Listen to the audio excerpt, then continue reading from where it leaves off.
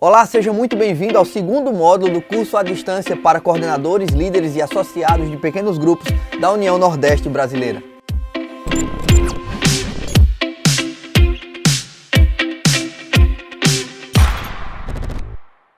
Gente, eu fui promovido, agora eu sou professor. Obrigado, Neb! Estamos juntos nesse que é o segundo módulo do curso à distância para os nossos líderes, coordenadores e associados de pequenos grupos. E hoje o nosso tema é Grandes Líderes para Pequenos Grupos. Eu queria convidar você a abrir a sua Bíblia no livro de Êxodo, no capítulo 18, aí onde você estiver, e dar uma olhadinha em um texto que fala um pouco sobre fragmentação de liderança e delegação de funções. O texto se passa em um determinado momento onde Moisés está sobrecarregado, ele não pode liderar todo o povo e é necessário que ele constitua para Israel líderes que possam auxiliá-lo na sua função. E aí você vê no versículo 21 do capítulo 18 do livro de Êxodo o seguinte texto: procure dentre o povo homens capazes, tementes a Deus, homens de verdade, que aborreçam a avareza, e ponha eles sobre chefes de 1000, chefes de 100, chefes de 50 e chefes de 10. Se você começar a observar esse texto, logo vai perceber que claramente a liderança de Moisés era compartilhada. Ele precisava de pessoas que chefiassem ou que liderassem Israel nas suas mais diversas esferas da sociedade. Contudo, ele não desprezou aqueles líderes pequenos. Ao mesmo tempo que a Bíblia fala que se devem ser constituídos líderes de 1000 ou líderes de milhares, como o texto seria melhor traduzido, nós também precisamos daqueles que lideram 10. E esse é o seu papel, meu caro líder de pequeno grupo. É por isso que você, nosso coordenador, nosso líder ou nosso associado de pequenos grupos, é tão importante para essa união. Porque você faz parte de um projeto iniciado no coração de Deus para a gestão do seu povo ainda quando ele estava em formação. E aí a gente hoje vai falar um pouquinho de como você pode pegar essa liderança para servir a Deus melhor.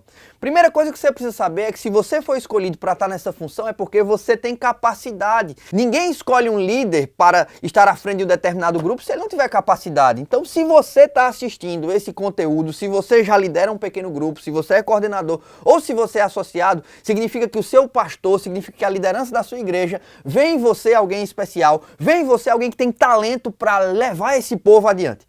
A gente precisa agora só saber como é que você vai fazer isso, porque a pergunta sempre fica essa: meu Deus, eu agora sou líder, o que é que eu vou fazer? Como é que eu vou? E você enlouquece, porque você não sabe como você vai fazer. O como é a parte mais fácil e é por isso que a gente está aqui nesse curso se preparando para te ajudar a se preparar. Em primeiro lugar, você precisa saber que a sua função como líder, independente do que quer que você esteja liderando, se resume sempre em duas partes. A primeira delas é despertar consciência. Você precisa fazer com que as pessoas entendam, compreendam, internalizem e despertem desejo e paixão por algo que você acha ou que você sabe que é importante, que você sabe que é essencial. Você tem que guiar o povo para uma visão e levar essas pessoas a compreender isso. Talvez seja uma tarefa difícil, mas não impossível para você que é um grande líder. A segunda parte da sua função exige que você desenvolva competências. Então você tem que despertar consciência para que as pessoas entendam que existem coisas maiores do que a própria vida delas para que elas se dediquem a isso, mas você também precisa ajudá-las a cumprir essa missão de, agora que a consciência foi despertada, ter competência suficiente para agir à altura da sua consciência. O problema é que a maior parte dos líderes, eles passam tempo focados em apenas uma dessas duas partes do seu trabalho. Ou eles estão extremamente focados em despertar a consciência das pessoas, mostrando que eles têm que se dedicar a algo maior, mas não mostram como fazer isso, ou apenas se focam em desenvolver as habilidades e as competências do seu grupo, sem fazer com que eles entendam que o como tem que ter um porquê. Então, meu caro líder, já está claro que você precisa despertar consciência, desenvolver competência, mas eu preciso deixar algumas coisas claras para você nesse trajeto. Primeiro, o líder não é necessariamente o superstar da equipe. Se você gosta de futebol, você vai lembrar que os capitães das seleções de 2002 e 94, que nos guiaram ao Penta e ao Tetra, eles não eram os melhores jogadores. Em 94, nós tínhamos Romário, o baixinho que estava lá fazendo o gol, dando um nó na zaga. Gente, ele não era o capitão. Quem que era o capitão? Dunga. E você, se comparar as habilidades técnicas do Dunga com as habilidades técnicas do Romário, você vai ter um abismo de competências entre os dois. Mas o capitão não precisava necessariamente ser o melhor jogador em campo, ele precisava saber o que os outros tinham que fazer. A mesma coisa aconteceu em 2002 com o Cafu. Cafu nem de longe se comparava com Ronaldo, o fenômeno. Gente, Ronaldo, fenômeno. O cara foi sei lá, não tem como dizer o que o Ronaldo representou para o futebol mundial. Mas ele era liderado pelo Cafu, um lateral direito. Era direito ele? Agora deixa eu ver aqui. Um lateral direito que não tinha tanta expressão em campo quanto o fenômeno. O que eu quero dizer com isso? Você não precisa ser o melhor do seu pequeno grupo. Você não precisa ser a pessoa que tem mais competências, mais habilidades. Você precisa ser aquela pessoa que vai distribuir funções e mostrar para cada um qual o papel deles nesse time de salvação. E eu acho que é exatamente isso que a Bíblia quer mostrar para a gente quando em 1 Coríntios 14, versículo 26, ela fala assim: "E o que fazer, pois, irmãos? Quando vocês se reúnem, um tem salmo, outro doutrina, outro traz revelação, aquele outra língua e ainda outra interpretação. Mas seja tudo feito para edificação."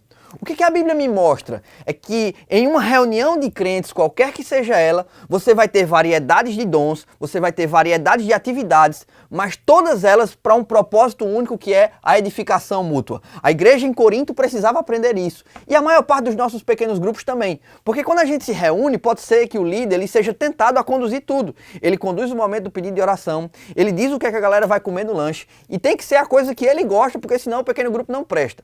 Ele tem que dizer para as pessoas o que é que elas vão fazer depois, ele coordena o desafio do mês, ele esquece de delegar funções, de mostrar para cada um qual que é o seu papel nessa grande rede que nós fazemos parte, que é o PG Mais Taio.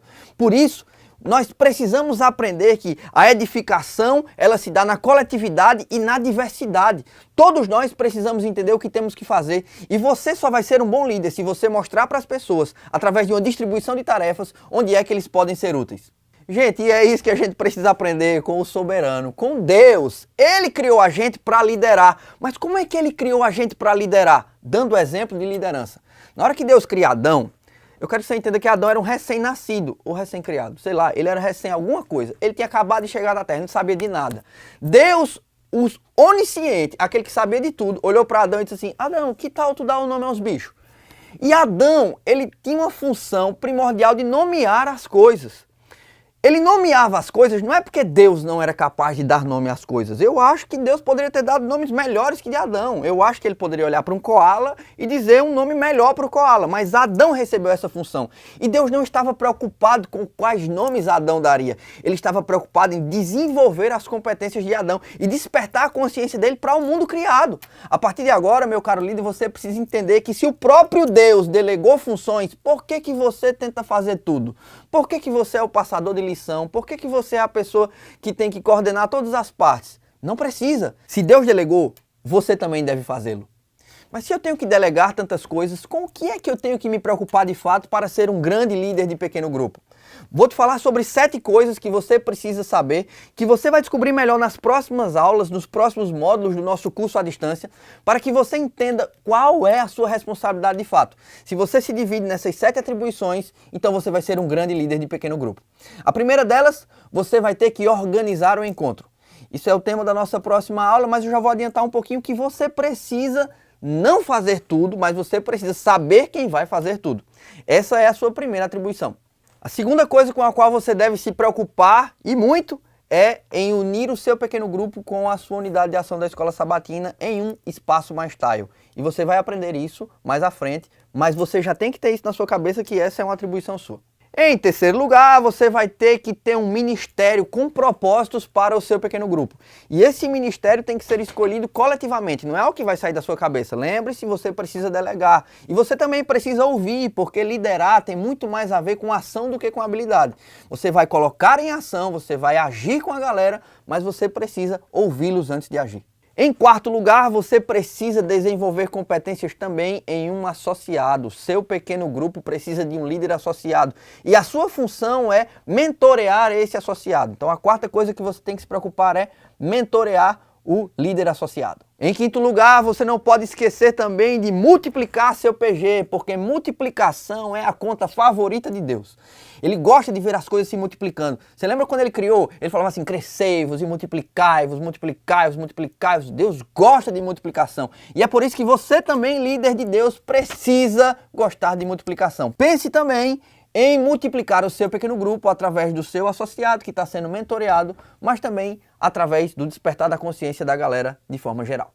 A sexta coisa que você precisa se focar em fazer é em colocar o seu pequeno grupo na missão. E você precisa entender que a identidade do povo de Deus é uma identidade missionária. E não existe identidade sem o ID. Por fim, sua atribuição final é participar do gerenciamento, o encontro que acontece a cada primeiro sábado com o pastor e os outros líderes de pequenos grupos para contar seus testemunhos, para alinhar o foco e para descobrir qual que é a visão da igreja para que o seu pequeno grupo ande bem. Então, depois de ter descoberto quais são as 7 atribuições-chave que você precisa desenvolver para ser um grande líder de um pequeno grupo, lembrando sempre de despertar consciência e desenvolver competências, você já está pronto para avançar para o próximo módulo. O meu desejo é que você internalize o desafio da liderança, como disse Abraham Lincoln. A maior habilidade de um líder é desenvolver em pessoas comuns habilidades extraordinárias. E agora eu quero orar para que você seja esse tipo de líder. Pai Celestial, nós estamos aqui nos capacitando com pessoas que formam uma rede de pequenos grupos. Estes líderes, Senhor, precisam do teu apoio muito mais do que qualquer outra coisa. Por isso agora eu oro para que o teu Espírito tome conta deles, tome posse da vida deles e os use poderosamente, em nome de Jesus. Amém. Forte abraço para você, esperamos você no próximo módulo do nosso curso à distância para coordenadores, líderes e associados de pequenos grupos da União Nordeste Brasileira. Ei, não fecha ainda não, você tem que preencher o formulário que está aqui embaixo, viu? Não sai daqui sem preencher esse formulário para que a gente saiba que você absorveu tudo da melhor maneira possível. Valeu, galera!